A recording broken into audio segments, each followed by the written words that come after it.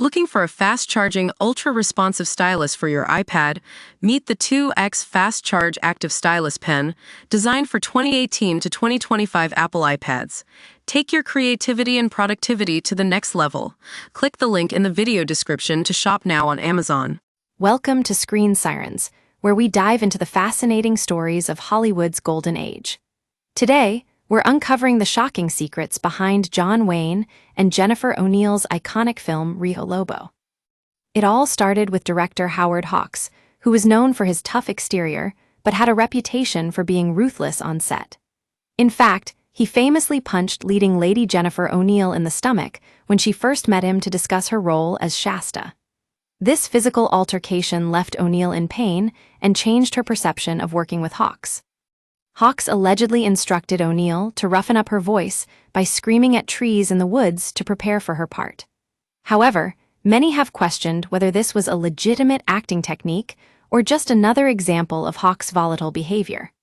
What's clear is that O'Neill felt uncomfortable and disrespected on set, which raises questions about Hawks' treatment of his female actors. Now, let's talk about John Wayne, who was struggling with health issues at the time of filming.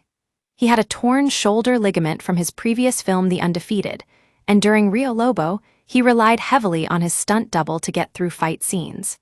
Despite these challenges, Wayne still managed to deliver one of his most memorable performances in years.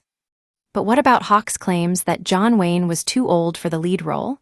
It's interesting to note that Hawks thought Wayne was 62 and couldn't handle the demands of the film. However, some critics at the time actually praised Wayne's performance, saying he was still one of the greatest actors in Hollywood. It seems that Hawks had his own set of issues with John Wayne.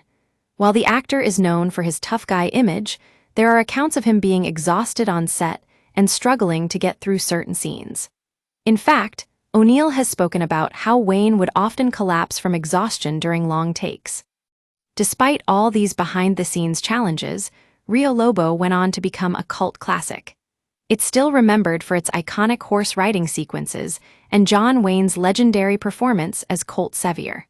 So, while the making of this film was far from smooth sailing, it ultimately left us with an unforgettable piece of cinematic history. That's all for today's Screen Sirens. Thanks for joining us on this wild ride through the troubled making of Rio Lobo. Don't forget to subscribe and hit that notification bell to stay up to date on all our latest Hollywood secrets.